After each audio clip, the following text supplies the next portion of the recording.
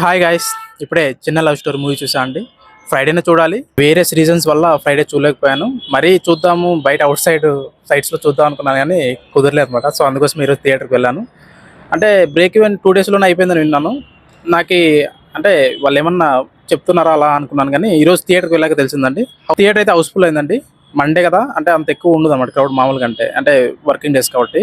But ఈ సినిమాకి అలా అయితే ఏం లేదండి, హౌస్ఫుల్ అయింది. నాకే ఆశ్చర్యం అనిపించింది, అంటే కిరణ్ అబ్బోర్ మూవీనైనా ఇది అంటే మండే ఇంత ఫుల్ అయింది అని చెప్పేసి. సో సినిమా గురించి వద్దామండి. ఫస్ట్ రోజు కొంతమంది ట్విట్టర్లో అంటే నెగిటివ్ రివ్యూస్ అయితే ఇచ్చారండి. నేను కూడా అలానే అనుకున్నాను అనమాట, అంటే సినిమా పోయిందిలే అని చెప్పేసి. బట్ సెకండ్ థర్డ్ డేకి వచ్చేసరికి అంటే థియేటర్ కౌంట్ పెరిగింది, తర్వాత షోస్ కౌంట్ పెరిగింది, అండ్ మెయిన్ బ్రేక్ ఈవెన్ అయిందని చెప్పారన్నమాట. వాళ్ళు ఏదో వసూళ్ళు తెప్పించుకోవడానికి అట్లా పేక్ చెప్తున్నారేమో అనుకున్నాను కానీ బట్ ఈరోజు థియేటర్లో చూశాక రియాలిటీ అయితే తెలిసింది. సినిమా కొంతమంది బాగుందన్నారు, కొంతమంది బాగాలేదన్నారు. ముఖ్యంగా ఫస్ట్ హాఫ్ బాగుందన్నారు. బట్ నాకైతే ఫస్ట్ హాఫ్ కన్నా సెకండ్ హాఫే కొన్ని సీన్స్ బాగా అనిపించింది. ఫస్ట్ హాఫ్ నాకైతే అంత పెద్దగా అనిపించలేదండి. ముఖ్యంగా ట్రయాంగిల్ లవ్ స్టోరీ అనమాట ఇది. సో ఒక డిఫరెంట్ అటెంప్ట్. సో దానికోసమన్నా మనము వాళ్ళని అప్రిషియేట్ చేయాలి టీమ్ని. అండ్ ఎస్కే గురించి తెలిసిందే కదా, కొంచెం పబ్లిక్ పల్స్ తెలిసిన వ్యక్తి, అండ్ సినిమాని ఎలా ప్రమోట్ చేయాలో బాగా తెలుసు ఆయనకి. సో ఈ సినిమాలో అంత కంటెంట్ లేకున్నా కూడా కొంచెం ప్రమోషన్ అయితే బాగా చేశారు. అందుకోసమే ఈరోజు సినిమా మనం రిజల్ట్ చూస్తాం అనమాట. ఎందుకంటే బాగాలేదు అని రివ్యూస్ వచ్చినప్పటికీ థియేటర్లో జనాలు చూస్తున్నారంటే పబ్లిక్ పల్స్ తెలుసు, అండ్ ప్రమోషన్ ఎలా చేయాలో తెలుసు అనమాట దానికి. సో సినిమా నా వరకు అయితే సెకండ్ హాఫ్లో కొన్ని సీన్స్ అయితే బాగున్నాయండి.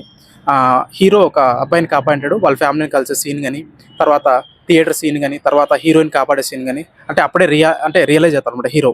అంటే మీకు సినిమా చూశాక అర్థమవుతుంది. నా వరకు అయితే మాత్రం హీరోయిన్ బాగా చేసిందండి. అండ్ తను ఏడ్చేటప్పుడు అంటే మాట్లాడేటప్పుడు సరిగ్గా డబ్బింగ్ సరిగ్గా చెప్పలేదు అనిపించింది. కొన్ని సరిగ్గా వినపలేదు నాకైతే, అంటే వాళ్ళ డైలాగ్ ఏం చెప్తున్నారో అసలు అర్థం కాలేదు.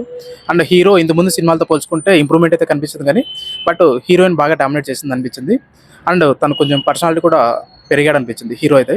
సో లుక్స్ అయితే చేంజ్ చేసుకోవాలి నెక్స్ట్ సినిమాకైనా. అండ్ ఇంతకుముందు 3 months సినిమా వచ్చేది కిరణ్ అబ్బోరంది. ఈ మధ్య కొంచెం లేట్గానే మంచి సినిమాలు తీసుకురావడానికి ట్రై చేస్తాను అనిపించింది.